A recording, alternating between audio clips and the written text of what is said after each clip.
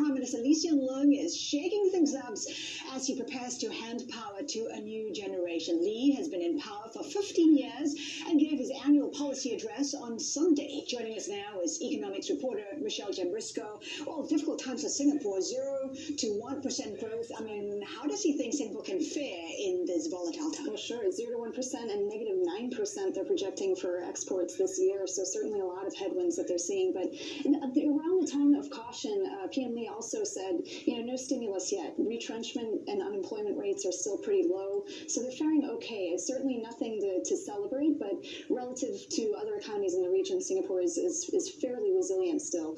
But he did, mention, of course, the U.S.-China trade war. Hesitant to comment on this PM Lee.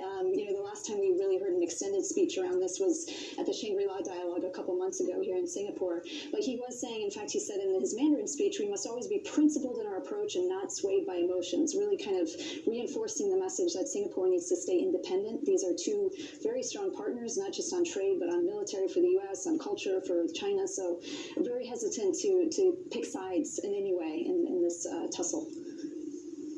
Listen, also he's been talking and trying to address the aging population, Michelle, right? And I think people are going to work longer. What about also building higher?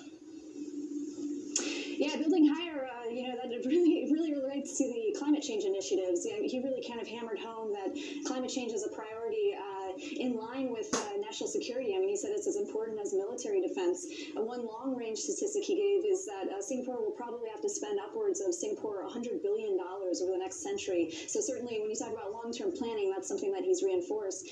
But in the nearer term, he did say that the new developments will have to be built at least at 4 kilometers above sea level. So that's something that they've been kind of concretely trying to hammer in terms of how they'll kind of thwart climate change challenges in the years ahead. So that's one reason. But I think a lot of people are looking for some more concrete announcements, and I'm sure there will be more. You kind of mentioned some other ideas that they might borrow from the Netherlands around polders and that sort of thing. So we'll hear more from them, I'm sure, in the days and months ahead. And higher retirement age is 65.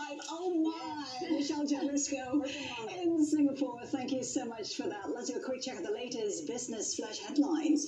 Reports from Tokyo say Japan